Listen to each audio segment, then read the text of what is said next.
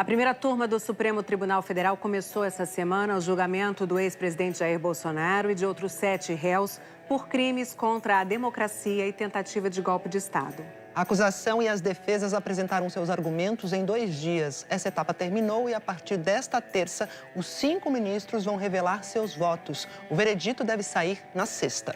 O repórter Carlos Delanoy passou a semana em Brasília acompanhando o julgamento e apresenta agora as provas da trama golpista. O que dizem sobre elas a procuradoria responsável pela acusação e os advogados de cada um dos réus.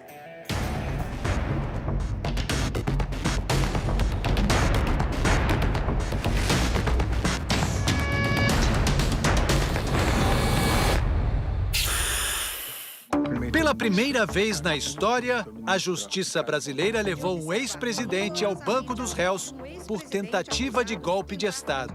São 8 os réus no chamado núcleo crucial do processo. Só um, o ex-ministro da Defesa, Paulo Sérgio Nogueira, veio acompanhar pessoalmente.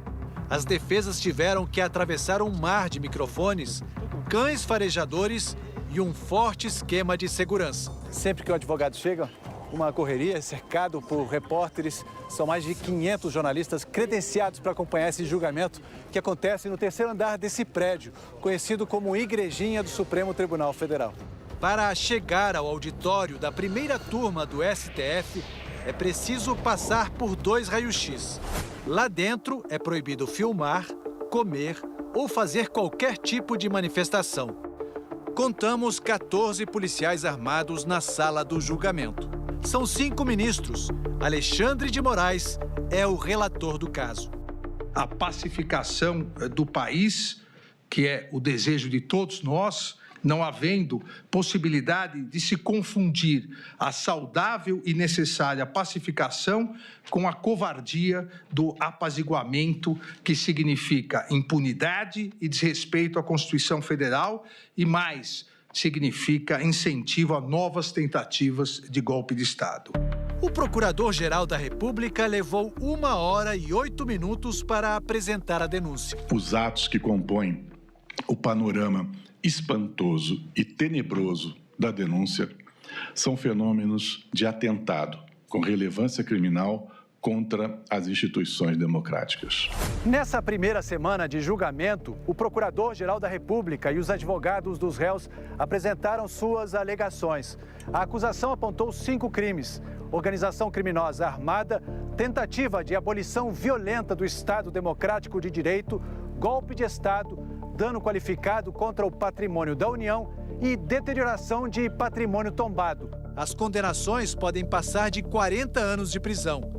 As defesas afirmaram que os réus são inocentes. Um confronto de versões que vai marcar a história do Brasil.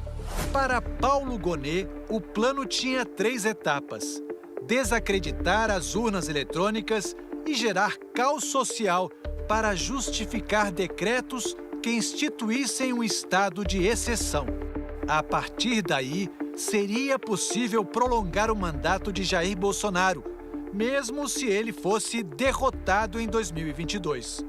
Segundo a PGR, os atos golpistas começaram em meados de 2021, com lives já retiradas do ar pela Justiça, em que Bolsonaro atacava o sistema de votação sem apresentar provas. Dizer que o crime de abolição do Estado de Direito começou numa live sem violência é subverter o próprio Código Penal. No dia da independência em São Paulo, o então presidente afirmou que não cumpriria decisões judiciais do ministro Alexandre de Moraes, que na época comandava o Tribunal Superior Eleitoral.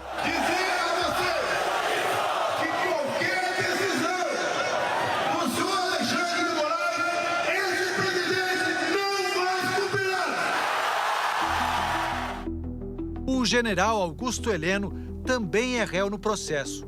Ele era ministro do Gabinete de Segurança Institucional. Vai chegar um ponto que nós não vamos poder mais falar.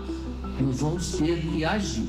Segundo a PGR, a fala do general Heleno nessa reunião ministerial de maio de 2022 confirma que havia planejamento para criar caos social. Se tiver de dar soco na mesa antes das eleições, se tiver que ligar a mesa antes das eleições. O que o general Heleno está trazendo aqui nessas falas, e aqui, na verdade, falas de certo ponto até republicanas, após as eleições não tem discussão. Após as eleições não tem o que falar. Até o próprio presidente Bolsonaro falava isso. Quem ganhou a maioria dos votos leva. Segundo a defesa do general Heleno, ele já vinha perdendo poder e não tinha influência sobre Bolsonaro. O planejamento prévio de fabricação de discurso contrário às urnas eletrônicas está demonstrado na agenda apreendida na residência de Augusto Heleno e em arquivos encontrados com Alexandre Ramagem. Alexandre Ramagem era chefe da Agência Brasileira de Inteligência, a ABIN. Ele é acusado de usar a estrutura da agência para vigiar adversários políticos e reforçar ataques de Bolsonaro ao sistema eleitoral. Alexandre Ramagem sempre falou, eu faço anotações de tudo. Ele mencionou, chegou a mencionar no interrogatório, que era uma espécie de diário, tudo ele anotava. Não há elementos nos autos, elementos de informação, elementos de prova que demonstrem que esses documentos tenham sido transmitidos ou entregues ao então presidente da República. Ele era o grande compilador oficial da República, porque o que tinha naqueles documentos era um compilado de declarações públicas. A Procuradoria-Geral da República reuniu fatos de conhecimento público, além de depoimentos, mensagens, vídeos e outros documentos obtidos na investigação da Polícia Federal. As provas apresentadas somam 70 terabytes, o que, para a acusação, mostra a força do processo, mas que, para os advogados dos réus, tornou impossível a ampla defesa de seus clientes. Só para ter uma ideia, se essa quantidade de dados fosse impressa, a pilha de folhas de papel seria equivalente a 4 viagens de ida e volta entre o Rio de Janeiro e São Paulo. A denúncia não se baseou em conjecturas ou suposições frágeis. Os próprios integrantes da organização criminosa fizeram questão de documentar quase todas as fases da empreitada. Entre os fatos públicos está a reunião que Bolsonaro convocou em julho de 2022 para denunciar a embaixadores supostas fraudes sem provas nas urnas eletrônicas. No Brasil não tem como acompanhar a apuração. Eu não sei o que vem fazer os observadores de fora aqui. Vão fazer o quê? Vão observar o quê? Chegou o primeiro turno das eleições e o tenente-coronel Mauro Cid, então ajudante de ordens de Bolsonaro, que depois virou delator do esquema, respondeu mensagem de outro militar, confirmando que nada de errado tinha sido encontrado nas urnas eletrônicas. Conseguiram plotar? Nada, nenhum indício de fraude. Mauro Cid jamais elaborou, compartilhou e citou qualquer conteúdo golpista, que não há sequer uma única mensagem de sua autoria, propondo, incentivando ou validando qualquer atentado contra a democracia ou contra o sistema eleitoral. No segundo turno, a Polícia Rodoviária Federal organizou bloqueios em estradas com foco especial no Nordeste. Agentes na Polícia Rodoviária Federal mapearam localidades em que o candidato da oposição somara a mais expressiva votação no Nordeste, com vistas a criar barreiras artificiais a que esta população conseguisse aceder aos postos de votação. Ao fim do dia, o candidato Lula estava eleito. Caminhoneiros que apoiavam Bolsonaro paralisaram estradas. Sem reconhecer a derrota, o presidente se manifestou. O pedido é rodovias. Vamos desobstruí-la para o bem da nossa nação e para que nós possamos continuar lutando por democracia e por liberdade. Os bloqueios pararam. Os acampamentos de apoiadores do candidato derrotado, não. O general Walter Braga Neto, ex-ministro-chefe da Casa Civil e da Defesa, além de candidato a vice de Bolsonaro, é mais um réu no processo. Para a Procuradoria, ele atuava para manter a expectativa de manifestantes que queriam o golpe. Vocês não percam a fé. Não, vamos lá na frente, é só o que eu posso falar para vocês. O delator Mauro Cid ainda revelou que houve um encontro na casa de Braga Neto para discutir os planos golpistas e que ele recebeu do general dinheiro em uma sacola de vinho para repassar a militares das Forças Especiais. A defesa contesta o delator e questiona por que esses episódios não foram lembrados logo nos primeiros depoimentos do acordo de delação. É um escândalo. É um escândalo ele esquecer este detalhe. Nós não estamos falando disso, de uma abotoadura, de um relógio, de um brinco. Nós estamos falando da entrega de um dinheiro para financiar um golpe de Estado. E vai se dar credibilidade a este réu delator que mente descaradamente o tempo inteiro, que mente nessa corte, que mente perante no interrogatório. Não é possível. Meu cliente está preso com base na delação dele. Uma das provas mais importantes para a PGR é a minuta do golpe, um documento que listava supostas interferências do TSE e do STF no processo eleitoral. Previa a realização de novas eleições e a prisão de ministros do Supremo. São as diretrizes para a criação de um gabinete institucional de gestão de crise, formado em sua grande maioria por militares. E o chamado gabinete de crise governaria o país até a realização de novas eleições, mas sem data para acontecer. Uma das versões da minuta foi encontrada na casa de Anderson Torres, ex-ministro da Justiça e também réu no processo. A defesa sustenta, desde o início, que essa minuta estava circulando na internet e vinha sendo distribuída desde dezembro de 22, muito antes de ser encontrado na residência de Anderson Torres. É a minuta do Google. Ele não participou de reunião golpistas, não participou de qualquer ilação ou movimento antidemocrático. Outra prova destacada pela Procuradoria-Geral é o plano Punhal Verde e Amarelo, que planejava o assassinato do presidente eleito Lula, seu vice, Geraldo Alckmin, e do ministro do STF, Alexandre de Moraes. A investigação da Polícia Federal identificou codinomes usados pelos acusados. Jeca, segundo a PF, seria o candidato Lula, porque sua eliminação abalaria toda a chapa vencedora. A PF acredita que Joca seria o candidato a vice, Geraldo Alckmin.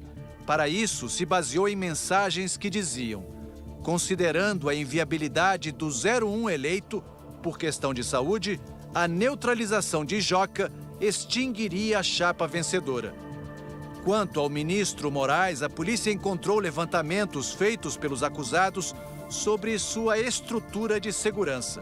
Além disso, a geolocalização dos celulares de militares envolvidos com o plano mostra que eles rondavam o endereço e acompanhavam o itinerário de Alexandre de Moraes. A Polícia Federal encontrou uma troca de mensagens entre militares prontos para agir contra o ministro. Um integrante do grupo escreve: "Tô perto da posição. Vai cancelar o jogo?" Segundo a PF, o homem que estava no comando da ação dá a ordem: abortar. Segundo a investigação, o golpe só não foi adiante porque os comandantes da Aeronáutica e do Exército não concordaram com o plano golpista em 2 ocasiões no mês de dezembro. Entre uma reunião e outra, Bolsonaro interrompeu um silêncio de 37 dias, sem reconhecer o resultado das urnas, para se manifestar em frente a apoiadores. As Forças Armadas são o último obstáculo para o socialismo. As Forças Armadas, tenho certeza, estão unidas. As Forças Armadas devem, assim como eu, lealdade ao nosso povo. A segunda reunião foi na véspera da tentativa de assassinato de Alexandre de Moraes e, segundo a PGR, foi convocada pelo então ministro da Defesa, general Paulo Sérgio Nogueira. Basicamente, fixava-se que o então presidente da República prosseguiria à frente do governo do país e se impediria a posse e o exercício do cargo pelo candidato que a população escolheu. Durante a defesa do general Paulo Sérgio Nogueira, seu advogado fez uma acusação ao ex-presidente Bolsonaro. General Paulo Sérgio atuou para demover o presidente de incursar, de caminhar por qualquer medida de exceção. Presidente, Pois não, ministra Carmen. Andreu, pudesse apenas, doutor Andreu, fazer um esclarecimento, porque Vossa Senhoria, eu copiei aqui 5 vezes, diz que o réu, neste caso, o cliente de Vossa Senhoria, aspas, estava atuando para demover o presidente da República. Demover de quê? Porque até agora todo mundo diz que ninguém pensou nada. Claro, claramente, Vossa Excelência. Demover de adotar qualquer medida de exceção. Muito obrigado. Atuou ativamente. O almirante Almir Garnier Santos, ex-comandante da Marinha, foi apontado pelo delator Mauro Cid como o único dos comandantes a se colocar à disposição do plano de golpe. Ele nega. Mas o ex-comandante da Aeronáutica, Tenente-Coronel Carlos Batista Júnior, confirmou em depoimento à Polícia Federal a posição do almirante. Batista Júnior confirmou que numa das reuniões em que Bolsonaro estava presente, o então comandante da Marinha, almirante Almir Garnier, se dispôs a apoiar o plano golpista. Dessas reuniões, eu tenho uma visão muito passiva do almirante Garnier. Chegou um ponto que ele falou que as tropas da Marinha estariam à disposição do presidente. A defesa do almirante Almir Garnier pediu que a delação de Mauro Cid seja anulada. Seu comportamento provocou prejuízos relevantes ao interesse público e faltou com a lealdade ao longo do procedimento. E que esses vícios comprometem a credibilidade integral dos seus relatos. Não é preciso esforço intelectual extraordinário para reconhecer que, quando o presidente da República e depois o ministro da Defesa convocam a cúpula militar para apresentar documento de formalização de golpe de Estado, o processo criminoso já está em curso. Não se está, nesse caso, num ambiente relativamente inofensivo de conversas entre quem não dispõe de meios para operar. Ao longo do mês de dezembro, seguidores de Bolsonaro fizeram quebra-quebra, enfrentaram a polícia, botaram fogo em ônibus e tentaram explodir um caminhão cheio de combustível na véspera de Natal. E colocam a caixa com a bomba em cima do paralama traseiro esquerdo do caminhão. Na frente dos quartéis, os acampamentos que pediam intervenção militar continuavam mobilizados. Jair Bolsonaro embarcou para a Flórida no dia 30 de dezembro e não passou a faixa para o seu sucessor. Segundo a Procuradoria-Geral, a organização criminosa atuou para impedir a retirada dos acampamentos. O objetivo seria manter ambiente favorável à intervenção das Forças Armadas. Fazia parte do plano a omissão do ex-ministro da Justiça de Bolsonaro, Anderson Torres, que foi nomeado secretário de Segurança do Distrito Federal e não preparou um esquema adequado para a primeira semana do novo governo. Apesar das informações de que haveria um grande protesto no domingo, dia 8 de janeiro. As ameaças se transformaram em violência. Não é possível tergiversar e acreditar que, em algum momento, há um elemento que aponte ao ex-presidente Jair Bolsonaro um ato violento ou um ato de grave ameaça. Um documento apreendido na sede do PL, partido de Bolsonaro, reforçou os argumentos da acusação. Esse objetivo chegou a ser declarado de forma expressa ao final do documento, em que se lia: Lula não sobe a rampa. O discurso encontrado na sala de Jair Bolsonaro reforça a convicção a respeito do domínio que ele possuía sobre as ações da organização criminosa, especialmente quanto ao desfecho desejado, a sua permanência autoritária no poder mediante o uso da força. O julgamento será retomado nesta terça-feira. O relator do processo, Alexandre de Moraes, pediu 2 sessões extras. As sentenças estão previstas para sexta-feira.